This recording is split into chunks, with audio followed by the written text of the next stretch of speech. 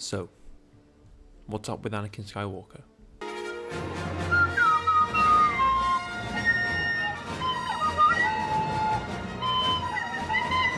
The video is going to be broken up into 4 sections. Who are they and how did they get the role? The reception to them and their acting, my opinion on their acting, what's happened to them since. In this film, Anakin is about 9 years old and played by Jake Lloyd. Born in Fort Collins, Colorado on March 5th, 1989. Lloyd was chosen from a pool of about 3,000 kids all auditioning for the role of Anakin. It was also reported a help in his casting was due to the fact George Lucas thought he bared some resemblance to Mark Hamill. Lloyd had previously been in other projects such as Apollo 11 and Jingle All the Way. Lloyd was 7 when he auditioned, 8 when the film was shot, and 10 when it was eventually released in 1999. Liar! Anakin, now supposedly 10 years older, was played by Hayden Christensen, born in Vancouver, British Columbia on April 19th, 1981.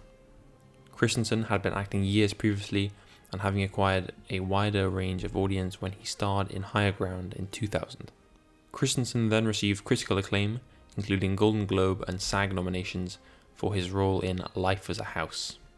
Christensen announced he would play Skywalker in May 2000 and played him in the penultimate and final prequel films. Oh no! Jake Lloyd's performance as Anakin, or more accurately, the reception and audience response to it, is in my opinion possibly the most shameful moment to occur in the Star Wars films.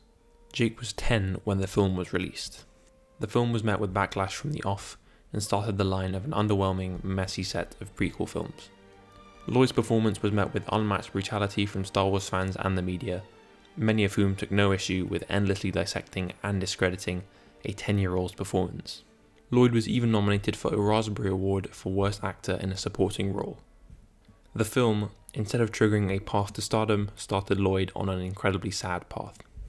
The reaction to the film was mixed anyways, and Lloyd's performance was highlighted as a low point. He was bullied at school as a result of his role in The Phantom Menace and faced a massive strain as a result of critic and fan backlash, and would retire from acting in 2001. Much like his predecessor, Hayden Christensen's performance as Anakin was met with very mixed reviews. Attack of the Clones received terrible feedback from audiences around the world anyways, and Christensen's performance was judged in accordance with the wider context of such a film. Christensen's performance in Revenge of the Sith was similarly polarizing. Some people loved the film and his performance, and others believed the film to be the final nail in the Star Wars prequels / Anakin actor coffin. To this day, fans and critics' opinions are split on Christensen's performance as Anakin, some saying he portrays the conflict of the man well, and others believing his acting is wooden. I don't like sand. So, where to start?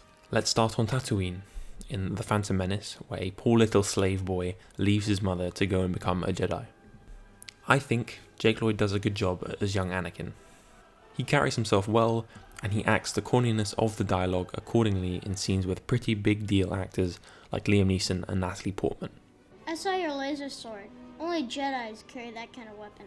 Not only does he do that, the reality is George Lucas's dialogue makes me want to roll up into a ball and cry, swearing to the whispering voices that I'll never watch a film again if they would only end the pain inflicted on me having to listen to lines like this. Are you an angel? And this. You mean I get to come with you in your starship? And this. Mom, you say the biggest problem in this universe is nobody helps each other.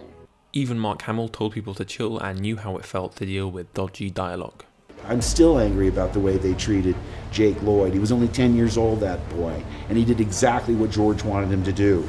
Believe me, I understand clunky dialogue. So I have the greatest of sympathies for an 8-year-old performing as a baby Darth Vader in a massive franchise such as Star Wars, having to say super dumb stuff and then getting ripped apart for it. And again, I think he does a pretty good job.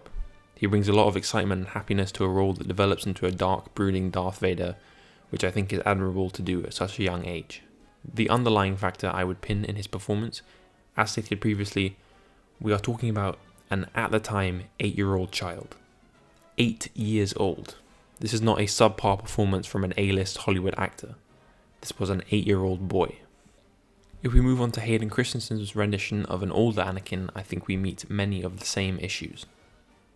Again, a massive factor to the possible trashness of his performance is because the dialogue is like something out of a Shakespearean soliloquy, except it sucks and it's about sand. I don't like sand. It's coarse and rough and irritating, and it gets everywhere. Not like here. Here everything is soft and smooth.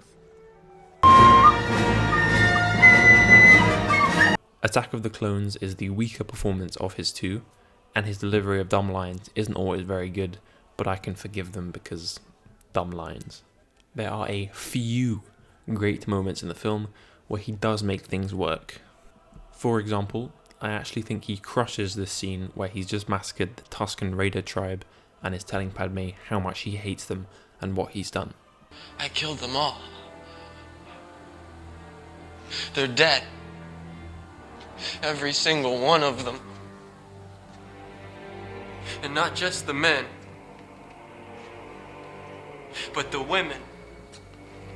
And the children, too. They're like animals, and I slaughtered them like animals.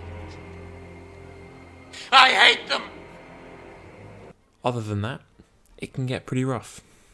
But I'm not really sure about one of them. Revenge of the Sith is, I think, also a pretty bad film, but it's definitely better than the previous. I think Hayden's line delivery suffers in the film when he's trying to be conflicted but also trying to talk normally. Me, a master. I'm overwhelmed, sir. I think this is most prevalent in scenes with Padme, but again, I think it is mostly due to how terribly written the dialogue between Padme and Anakin is. It results in the most unnatural two humans who are apparently in love have ever spoken to each other, and it's when his acting is at its worst. Honestly, I don't think I can blame him all that much for having to deliver such awful lines. Natalie Portman later became an Oscar winner, and her performance in these Star Wars films is really not that much better. For example, maybe the worst thing I've ever heard in a film, and I'm not joking, I cringed more than I ever have before whilst watching this, was Padme's "Hold me, like you did by the lake on Naboo. So long ago when there was nothing but our love." and their weird embrace afterwards, like they're two aliens that have never hugged before.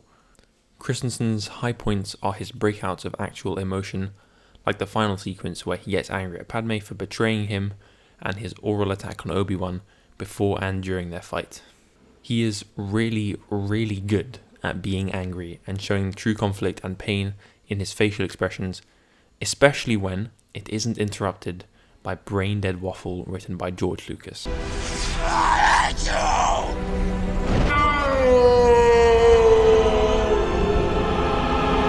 Unfortunately, neither of the Anakins had career takeoffs. As mentioned at the beginning of the video, Jake Lloyd retired from acting in 2001.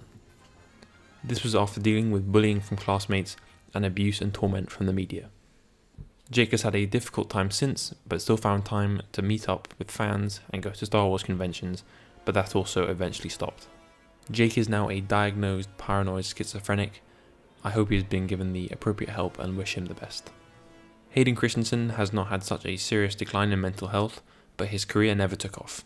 After Star Wars, he has not been in any massively successful and or critically acclaimed films. He's been in films like Jumper and Awake, and more recently classics like Little Italy. So who's kicking your ass at soccer these days? So we take this outside? It's raining! Afraid you might get wet. Some more big time stuff was recently confirmed. As it was released, he will be reprising his role as Darth Vader in both the Obi-Wan Kenobi and Ahsoka series on Disney+. Do I think Christensen is deserving of such a depressing acting fate? No, because I don't think he's a bad actor. Christensen was the scapegoat in a film series that is absolutely terrible and takes on a lot of the blame for the poor acting, where I think it should be more evenly distributed. Ewan McGregor and Natalie Portman had both previously flexed their acting chops in films like Trainspotting and Leon. However, Ewan McGregor often falls into the awfully delivered awful dialogue category, and Natalie Portman's acting is at times incredibly nonchalant. "Hold me, like you did by the lake on Naboo." but neither of them received as much hate or lack of success as a result of the films as Christensen or Lloyd did. Hope you enjoyed the video. If you did, please consider subscribing and liking down below. I'm going to be uploading every Sunday, so hope to see you then.